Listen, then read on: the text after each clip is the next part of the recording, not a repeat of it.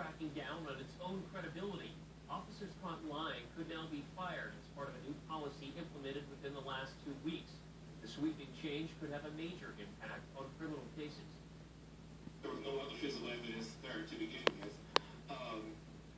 And actually, the house I wish I would have like the tape. It was during a robbery trial last December that Detective Derek Leachman admitted his notes weren't the best.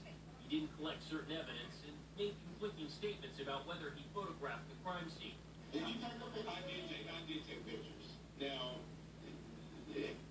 I don't believe that those pictures.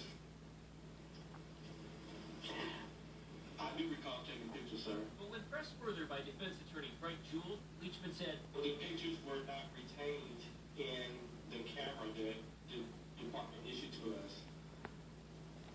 They weren't retained in the camera. What's that mean? The pictures were lost, sir. The defendant in that case was later acquitted, and Detective Leachman was given a 30-day suspension for providing misleading information. As part of a new Lmpd policy, officers caught being untruthful can be fired. Leachman and 25 other officers who've been accused of being untruthful or had other disciplinary matters have had their names turned over to the prosecutor's office to review how that might affect future cases. But the question remains, how soon should that information be turned over to defense attorneys? I know we follow the law in all these cases based upon the quality of the information that we have and based upon the requirement of when we're supposed to turn the information over. Commonwealth's Attorney Thomas Wine says it's a problem they've tried to correct. How do we go about notifying defense attorneys when an officer does an investigation? And there was no policy.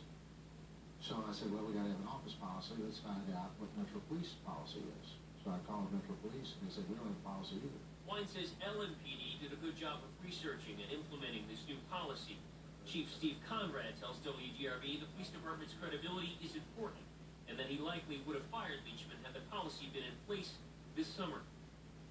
Defense attorneys claim this type of information should be turned over immediately. Web reporter Jason Riley dug into this matter and uncovered this new policy. To read more about this and reaction from local defense attorneys, just find this story on WGRB.com.